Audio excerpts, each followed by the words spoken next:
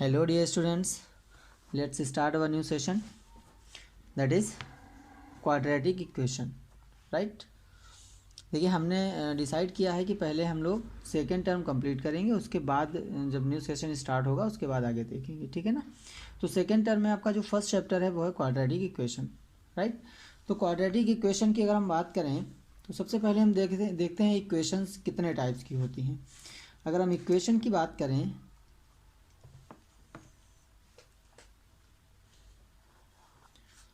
तो ये आपकी यानी अगर हम पॉलिनोमियल की बात करें, सॉरी,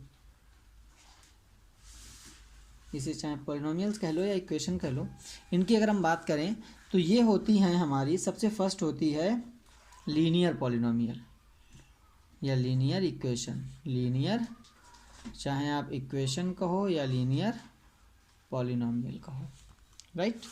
तो ये आपका लीनियर कौन से होंगे, लीनियर कौन सी होंगी, लीनियर में जैसे हमारा जो स्टैंडर्ड इक्वेशन होती है ना, स्टैंडर्ड इक्वेशन क्या होती है, अगर हम स्टैंडर्ड इक्वेशन की बात करें, स्टैंडर्ड इक्वेशन ये होती है ax² + bx + c = 0, है ना। तो अगर हम लीनियर की बात करेंगे तो लीनियर इक्वेशन में क्या होता है, a would be equal to 0, है ना।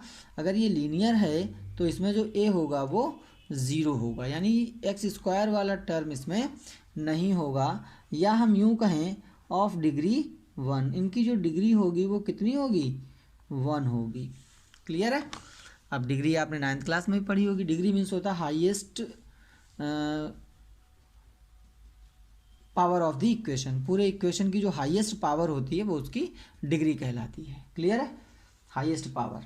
तो अब अगर किसी पॉलिनोमियल की डिग्री 1 है तो वो आपका लीनियर पॉलिनोमियल होगा। सेकेंड अगर हम बात करें तो quadratic polynomial, quadratic polynomial, quadratic polynomial कहिए या इक्वेशन कहिए। क्वाड्रेटिक इक्वेशंस कौन सी होती हैं, क्वाड्रेटिक इक्वेशंस वो होती हैं जिनमें डिग्री जो है इनकी ऑफ डिग्री 2, इनकी डिग्री 2 होती है। और अगर हम बात करें स्टैंडर्ड फार्मूला की या स्टैंडर्ड इक्वेशन की, स्टैंडर्ड इक्वेशन होती है ax² + bx + c = 0 in which a does not equal to 0, यानी इसमें a जो है वो 0 नहीं होगा, वो इक्वेशंस कहलाती हैं आपकी क्वाड्रेटिक इक्वेशंस। क्लियर। तो हमें जो है क्वाड्रेटिक इक्वेशंस के बारे में ही पढ़ना है, ठीक है। हम लोग क्वाड्रेटिक इक्वेशंस में तो हम लोग बात करते हैं क्वाड्रेटिक इक्वेशंस की। तो क्वाड्रेटिक इक्वेशंस कौन सी होती हैं, अभी हम लोगों ने देखा क्वाड्रेटिक इक्वेशंस, अभी हम लोगों ने देखी कौन सी होती हैं, जिनकी डिग्री 2 हो, या जो हमारे स्टैंडर्ड इक्वेशन होती है ax² + bx + c = 0 में जो a है वो 0 नहीं होना चाहिए, ठीक है ना, a does not equal to 0। अब इन्हें हम सॉल्व कैसे करेंगे, देखिए हमें इनमें इनके रूट्स फाइंड आउट करने होंगे। क्या फाइंड आउट करने होंगे, रूट्स फाइंड आउट करने होंगे, है ना। उसके लिए हमें इनके नेचर ऑफ द रूट्स भी पता होनी चाहिए, है ना। क्या होना चाहिए, नेचर ऑफ रूट्स, हमें नेचर ऑफ रूट्स भी इनका फाइंड आउट करना होगा। तो हम कैसे फाइंड आउट करेंगे इनके रूट्स और नेचर ऑफ रूट्स, तो रूट्स फाइंड आउट करने के लिए तो हमारे पास देखिए 2 मेथड्स हैं, 3 मेथड्स हैं। पहला है हमारा फैक्टराइजेशन, फर्स्ट मेथड है हमारा फैक्टराइजेशन। सेकेंड मेथड है हमारा quadratic formula,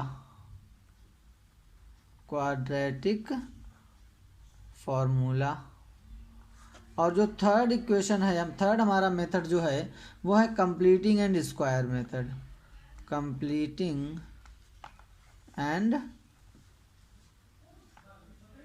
square method. Clear, these are 3 methods. तो सबसे पहले आज हम बात करेंगे फैक्टराइजेशन की। क्लियर है, फैक्टराइजेशन आज हम बहुत अच्छे से समझेंगे और नेचर ऑफ रूट्स भी हम आपको बता देंगे, ठीक है। तो देखिए ज़रा हम फैक्टराइजेशन की अगर सबसे पहले बात करें, फैक्टराइजेशन, जिसे फैक्टराइजेशन आता है वो बहुत अच्छे से समझ लेगा, नहीं आता है वो भी समझ लेगा। देखिए फैक्टराइजेशन का मतलब होता है, जैसे कोई एक इक्वेशन एग्जांपल हम ले लें, 2x² plus 5x plus 3 is equal to 0। Clear? ये हमारी एक इक्वेशन है जिसे हमें फैक्टराइज करना है। सबसे पहले हम देख लेंगे इसमें जो हमारा कांस्टेंट टर्म होता है, यानी विदाउट वेरिएबल वाला, ये जो टर्म है इसका हम मल्टीप्लाई करते हैं कोफिशिएंट ऑफ x² के, यानी कोफिशिएंट ऑफ x² जो है उसके साथ हम मल्टीप्लाई करते हैं कांस्टेंट टर्म का। तो ये हो जाता है कितना, 3 2 जा 6। क्लियर? अब हम 6 के ऐसे दो फैक्टर करेंगे, 6 के ऐसे दो फैक्टर करेंगे कि अगर हम उसे ऐड कर दें, देखो यहाँ का साइन भी देखना जरूरी होता है, ये प्लस का साइन है, तो मीन्स ऐड करने से, यानी इन दोनों फैक्टर्स के ऐड करने से ये मिड नंबर्स आना चाहिए। तो यहाँ वाला भी देखना होता है, प्लस का नंबर चाहिए, मीन्स दोनों प्लस के भी रहेंगे। तो ये 3 2 जा 2 और 3 2 जा 6 होता है, और 3 और 2 ऐड कर देंगे तो 5 हो जाएगा, right. This is equal to 2x² plus, अब 5 को हम 2 और 3 के फॉर्म में नोट कर देंगे, 2x plus 3x and plus 3, this is equal to 0। This implies that, इसमें आप देख रहे होंगे कुछ कॉमन मिल रहा है हमें, तो वो कॉमन है हमारा 2x, राइट। अब 2x हमारा कॉमन है, तो यहाँ से अब 2 तो निकल गया, x भी एक निकल गया, तो बचा क्या, ओनली 1 x, और यहाँ से 2x था, 2x हमने बाहर ड्रॉ कर लिया, तो हमारा कितना बचा यहाँ से अब, ओनली 1 प्लस, इसमें से देखिए अगर हम 3 कॉमन ले लें तो यहाँ से बचेगा x और यहाँ से बचेगा 1, this is equal to 0, right. तो अब हम देखें इन दोनों में कुछ हमें कॉमन दिख रहा है, वो है आपका x प्लस 1, और यहाँ से बचेगा आपका 2x और यहाँ से बचेगा 3, दिस इज इक्वल टू 0। अब एक एक करके हम दोनों को 0 को इक्वल कर देंगे, x plus 1 is equal to 0, then x is equal to -1 हो जाएगा। From here 2x plus 3 is equal to 0, then 2x is equal to हो जाएगा आपका 3 -3 and x is equal to -3/2, right. ये आपके दोनों के दोनों आंसर हो जाएंगे x की वैल्यू के, राइट। इस तरीके से हम बच्चों फैक्टराइजेशन कर लेते हैं। क्लियर है? चलिए स्टूडेंट्स एक और एग्जांपल देखते हैं, हम एक और क्वेश्चन देखते हैं, वो है हमारा 4x² - 12x - 7 is equal to 0, right. वही सबसे फर्स्ट हम क्या करते हैं, इस कांस्टेंट वैल्यू का, कांस्टेंट टर्म का में जो वैल्यू होती है उसका मल्टीप्लाई करते हैं x² के कोफिशिएंट के साथ में, राइट। तो इसमें क्या होगा, 7 4 जा 28। अब 28 के ऐसे दो फैक्टर हमें करने हैं कि अगर हम सब्ट्रैक्ट कर दें, यहाँ पे साइन सब्ट्रैक्शन का है, अगर हम उन दोनों को सब्ट्रैक्ट कर दें तो 12 बचना चाहिए। वो कितने होंगे, 14 2 जा 28 होता है, 14 2 जा 28 होता है, और 14 में अगर हम 2 सब्ट्रैक्ट करेंगे तो बचेगा 12। अब यहाँ से हमें देखना माइनस का 12 चाहिए हमें। माइनस का 12 कब बचेगा, जब हम बड़ी वाली जो संख्या है, बड़ा वाला जो नंबर है उसे माइनस का कर देंगे और छोटे वाले को हम प्लस का कर देंगे, तो माइनस का 14 यहाँ से बच जाएगा। बस इतना ही दिमाग आपको लगाना है, बाकी तो सब हो ही जाएगा।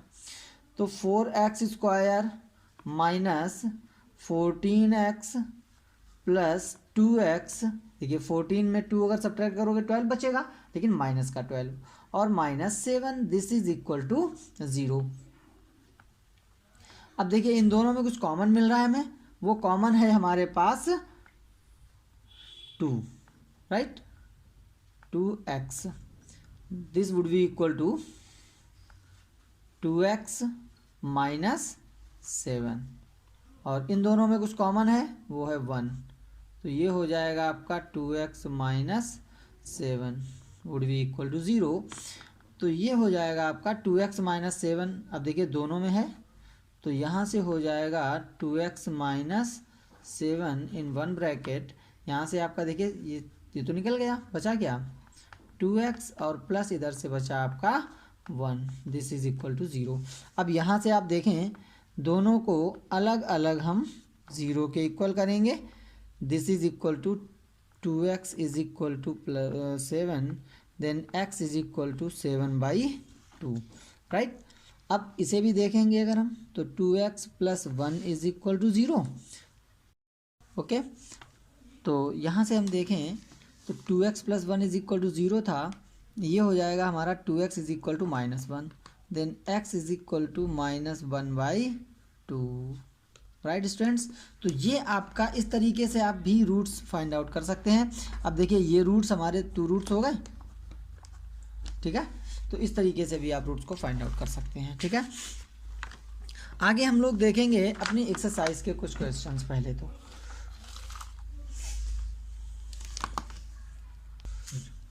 ओके स्टूडेंट्स, चलिए अब हम लोग बात करते हैं कुछ सेकेंड जो हमारा टॉपिक है वो है nature of roots. Nature of roots कैसे फाइंड आउट करते हैं, नेचर ऑफ रूट्स, राइट। तो नेचर ऑफ रूट्स हम कैसे फाइंड आउट करेंगे वो देखिए ज़रा। नेचर ऑफ रूट्स के लिए हम करते ये हैं, हमें डी फाइंड आउट करना होता है। डी मीन्स होता है डिस्क्रिमिनेशन,